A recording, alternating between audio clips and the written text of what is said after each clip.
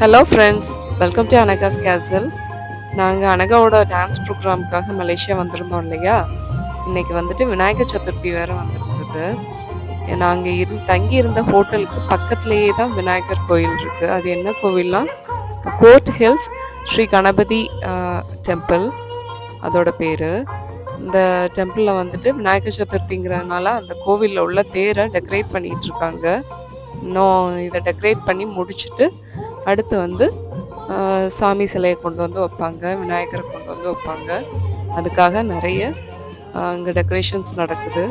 இதுக்கு கூடவே பாட்டு கச்சேரியெல்லாம் வச்சுருக்காங்க. அங்குள்ள மக்களும் ரொம்ப ஆர்வமாக பார்த்துட்ருக்காங்க. மேக்ஸிமம் இதில் பாதி பேர் டூரிஸ்டாகவும் இருக்கிறாங்க, அங்குள்ள மக்களாகவும் இருக்கிறாங்க, ஒர்க் பண்ண வந்தவங்க. இப்படி இந்த டெக்கரேஷன்ஸ் முடிஞ்சிருச்சு. அவ்வளோ அழகாக டெக்கரேட் பண்ணி விநாயகரை பார்க்குறதுக்கு அவ்வளோ அழகாக இருக்குது. நகையெல்லாம் போட்டு அவ்வளோ கிராண்டாக இருக்குது பார்க்குறதுக்கு. தங்க ரதம் மாதிரி ஜொலிச்சிட்டு இருக்குது. இந்த உங்களுக்கு நான் காட்டி கொடுத்துட்ருக்கேன். இது விநாயகருக்கு நகையெல்லாம் போட்டு ரொம்ப அழகுபடுத்தியிருக்காங்க. பார்க்குறதுக்கே அவ்வளோ டெக்கரேட்டிவாக இருக்குது. இதை வந்துட்டு நாங்களும் சாமி கும்பிட்டு சாமி பிரசாதம்லாம் வாங்கிக்கிட்டு நான் உங்களுக்கு இதை கொஞ்சம் க்ளோஸ்அப்பில் காட்டுறேன். நான் அனகா வாங்க போகிறா.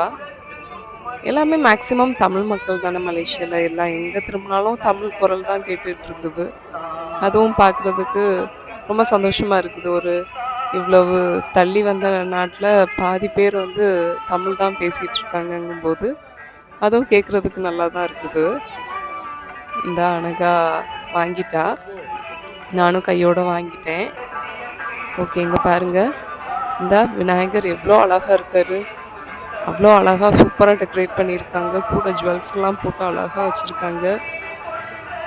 தேரும் பார்க்குறதுக்கு தங்கத்தில் ஜொலி ஜொலின்னு ஜொலிக்குது, தங்க கலரில். அவ்வளோ அழகாக இருக்குது. இங்குள்ள மக்கள் வந்து விநாயகர் சதுர்த்திக்கு காலையில் கிட்டத்தட்ட 6 o'clock இருந்தே சாமி கும்பிட்டுக்கிட்டே இருக்காங்க. ஓகே, நம்ம கோயிலுக்குள்ளே வந்தாச்சு. கோயிலுக்குள்ளே பிள்ளையார் அவ்வளோ அழகாக அலங்காரம் பண்ணி வச்சுருக்காங்க. ஃபுல்லாக மாலைகள் வச்சு நகைகள் வச்சு அலங்காரம் பண்ணியிருக்காங்க. கோயிலுக்கு சன்னிதானத்தில் மட்டும் இல்லாமல் அந்த மக்கள் சாமி கும்பிட்றதுக்கு நிற்கிற இடத்துலையும் அவ்வளோ அலங்காரம் பண்ணியிருக்காங்க. ரொம்ப அழகாக இருக்குது. தீபாராதனை காட்டுறதுக்கு எல்லாம் ரெடி பண்ணியிருக்காங்க. ஓகே, பிள்ளையார் புண்ணியத்தில் நம்ம முதல்ல வந்து விநாயகர் சதுர்த்தி அன்னைக்கு ஒரு பிள்ளையார் தரிசனம் பண்ணியாச்சு. இவங்க தான் லக்ஷ்மி கணபதி. ஸோ சித்தி புத்தின்னு சொல்லுவாங்க இல்லையா, ரெண்டு ஒய்ஃபு தான். இதில் மகா கணபதி, இதுலேயும் ஒய்ஃப் இருக்காங்க. அது ஊர்த்துவ கணபதி, இதுலேயும் ஒய்ஃப் இருக்காங்க. ஒய்ஃப் தானே, பார்க்குறதுக்கே ரொம்ப டிஃப்ரெண்டான கலரில் இருக்கு.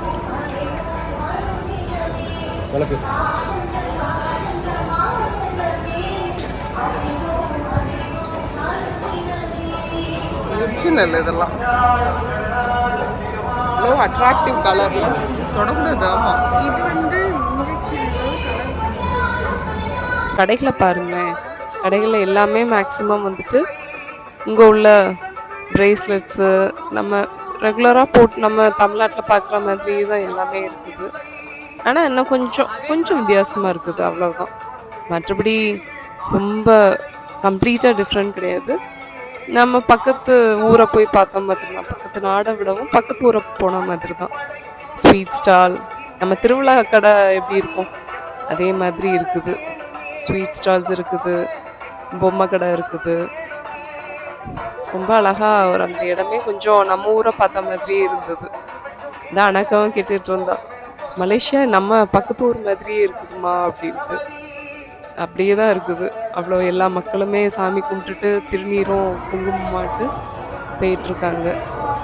ஸோ இந்த கூட்டங்கள் வந்து எல்லாமே கோயிலுக்கு போயிட்டுருக்க க்யூ தான்.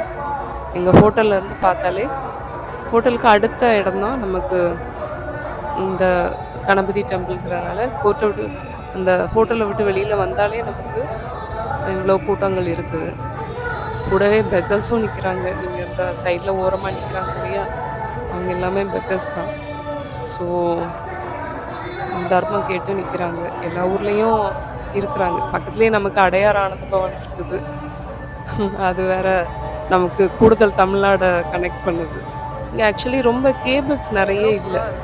அதனால எல்லா பறவைகள், புறாக்கள் எல்லாமே அந்தந்த பில்டிங்ஸ் மேல தான் இருக்குது. நெறைய கேபிள் மேல இந்த ஈபி கேபிள் மற்ற எந்த கேபிள்ஸும் ம மேல பார்க்க முடியல. எல்லாமே அண்டர் கிரவுண்ட் போல. ஸோ எல்லாமே அங்கங்க பில்டிங்ல தான் இருக்குது பறவைகள்லாம். இந்தா இந்த கூட்டங்கள் போயிட்டே தான் இருக்குது. காலையில 7 மணிக்கு ஆரம்பிச்ச அன்னதானம், இப்போ 3:00 ஆயிருச்சு. இப்போவும் இந்த அன்னதானம் வந்துட்டு நடந்துக்கிட்டே தான் இருக்கு. ஓகே, விநாயகர தரிசனம் பண்ணியாச்சு. அப்படியே நாங்க இன்னைக்கு கேஎல் டவருக்கு போய் சுத்தி பார்க்க போறோம். கேஎல் டவரையும் எக்ஸ்ப்ளோர் பண்ணிட்டு வரலான்னு போறோம். பாய், டேக் கேர்.